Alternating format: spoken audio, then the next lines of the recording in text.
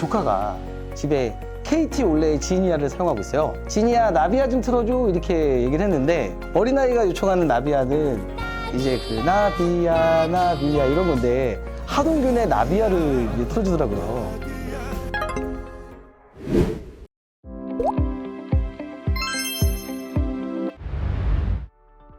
안녕하세요, 싱남의 킹입니다. 오늘은 음성인식에 대한 궁금증에 대해서 전문가 한 분 모시고 시작해 보도록 하겠습니다. 반갑습니다. 네, 안녕하십니까. 저는 엘마인즈 대표이사 이현우입니다. 업력은 한 13년 됐고요. 음성인식 쪽으로는 한 23, 4년 정도 이렇게 일을 해왔었습니다. 네. 간단하게 음성인식은 어떤 건지에 대해서 설명해 주시겠습니까? 일단 음성인식을 최근에 어떤 기준을 설명을 하려면 그냥 사람이 낼 수 있는 모든 소리를 다 인식하는 것이 음성인식의 범주 안에 다 들어옵니다. 그래서 옛날에는 그냥 단어 인식이라든지 또는 문장 인식 이런 것만 하다가 이제 지금은 코골이 인식부터 그리고 뭐 동물의 소리 그리고 다양한 소리들을 이렇게 구분해내는 기술까지 모두 다가 음성인식의 범주에 들어간다고 볼 수 있죠. 그러면 음성인식 기술은 우리의 목소리를 어떻게 구별할 수 있는지 좀 궁금한데 딥러닝이라고 하는 기술을 써서 데이터만 충분히 많다면 다양한 형태의 결과를 이렇게 유출할 수가 있어요. 음성인식 기술이 예전에는 이제 남녀 이런 거 구분 없이 우리가 말했는 글자들을 텍스트로 전환하는 어떤 그런 기술이 위주였다면 지금은 화자가 남자인지 여자인지 어린이인지 또는 이제 뭐 노약자인지 심지어는 외국인인지 이렇게 구분해내는 기술까지 좀 디테일해졌습니다. 그럼 다음 질문은 음성인식으로 과연 감정인식이 될 수 있을까가 좀 궁금합니다. 아까 음성인식이 이제 단순히 말했는 단어들을 키보드로 치듯이 글자로 이렇게 찍어주는 형태에서 사람들이 말할 때 예를 들어서 너 오늘 밥 먹었어? 라고 이렇게 이야기하면 너 오늘 밥 먹었어?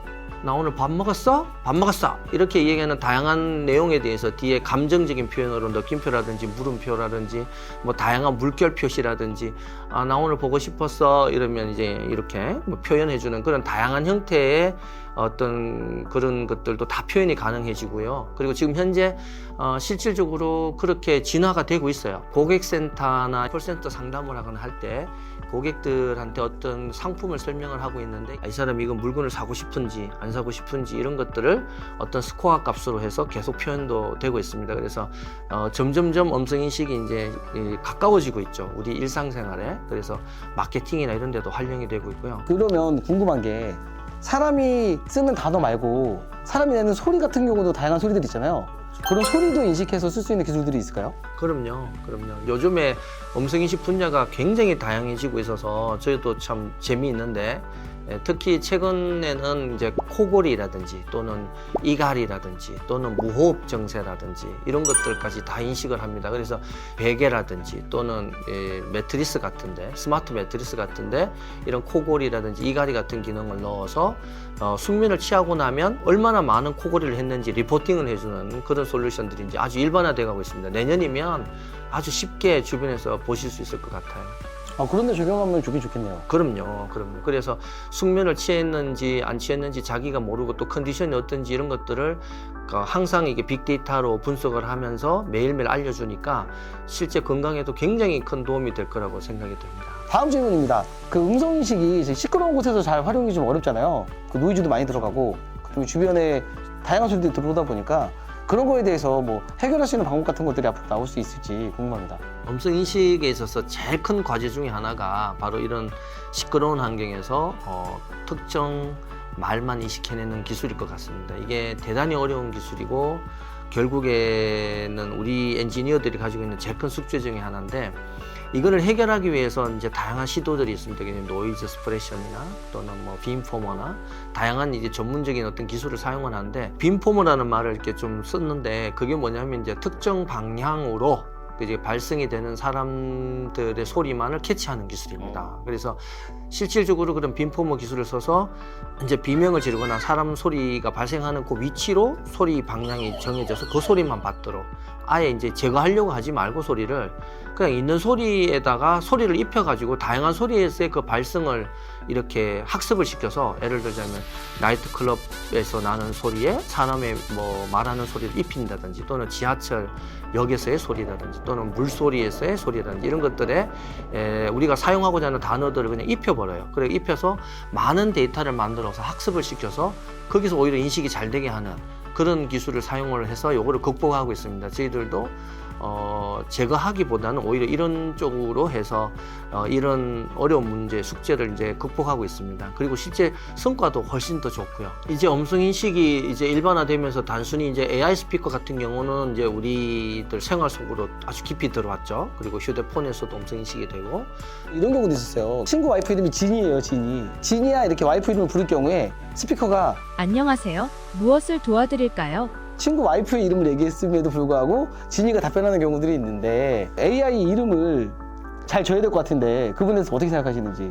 AI 이름은 이렇게 우리가 트리거라고 하는 이제 명칭을 써서 이제 그 얘기를 하는데 그 트리거 명령어들은 일상생활에서 잘 쓰지 않는 말을 써요. 그래서 대표적인 게 빅스비나 알렉사나 또는 뭐 헤이 구글 이런 말들을 많이 씁니다. 그런데 우리가 일상적으로 쓰고 싶은 말이나 아니면은 또 자기가 쓰고 싶은 단어들을 지정을 해서 쓰고 싶기는 한데 오동작 방지를 하기 위해서 이제 어쩔 수 없이 그렇게 잘 쓰지 않는 단어들을 쓰게 됩니다. 그래서 아까 말씀하신 것처럼 뭐 유사한 이름을 발생할 때는 오동작은 어떻게 피할 수 없는 그런 기능이 아닐까 생각합니다.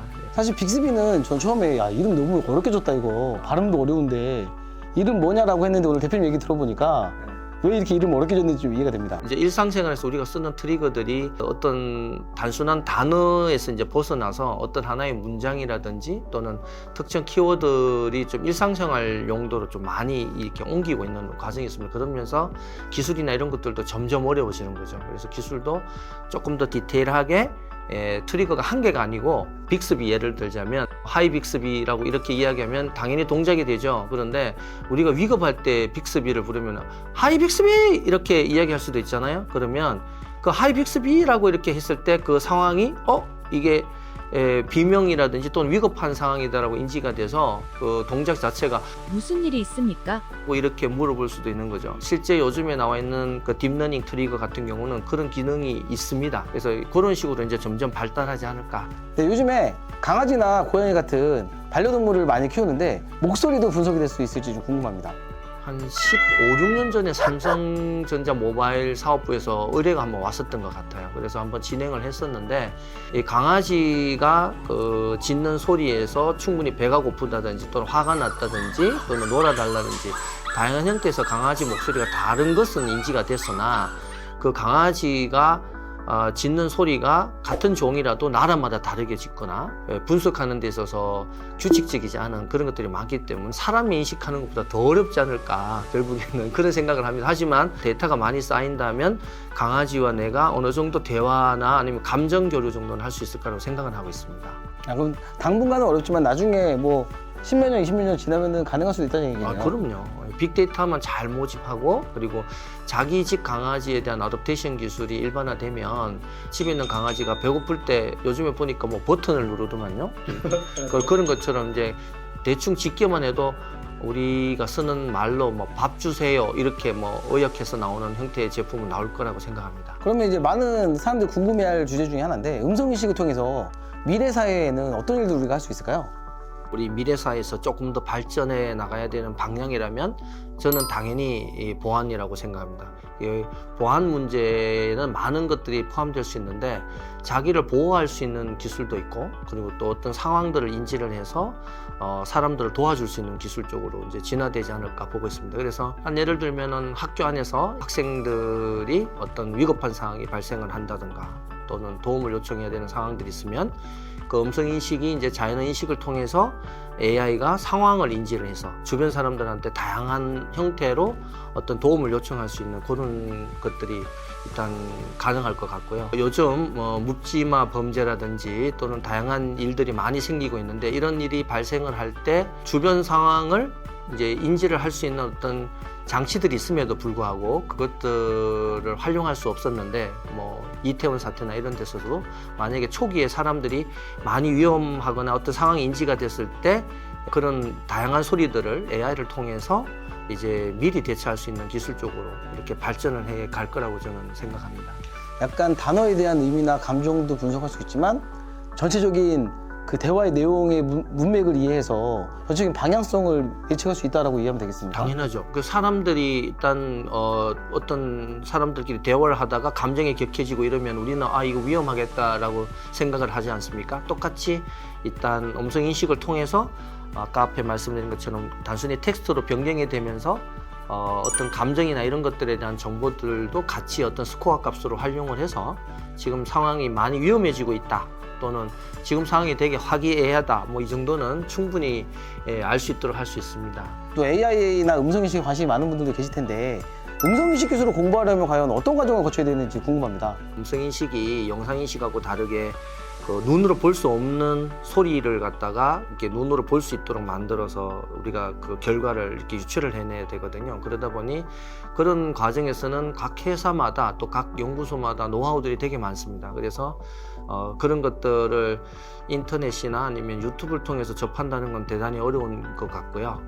전문 기관이나 뭐 저희 회사에서도 조만간에 뭐 재능기부처럼 해서 교육을 할 생각도 있는데 어떤 학교에서 이런 공부를 통해서 기초적인 지식을 습득하고 그리고 전문 기관에 입사를 하셔서 이제 실질적인 상용화해서 노하우를 배워가야 되지 않을까 그런 생각이 듭니다. 그리고 좀 당부의 말씀을 드리면 음성인식 엔지니어가 점점 줄고 있어요. 이 음성인식이 사실은 우리가 그 표현할 수 있는 인체 정보 중에서 굉장히 큰 역할을 하는데 이쪽 기술의 전문가들이 많이 양성이 돼야 되거든요. 그래서 좀 가능하다면 많은 분들이 관심을 가지고 공부를 해주셨으면 좋겠어요.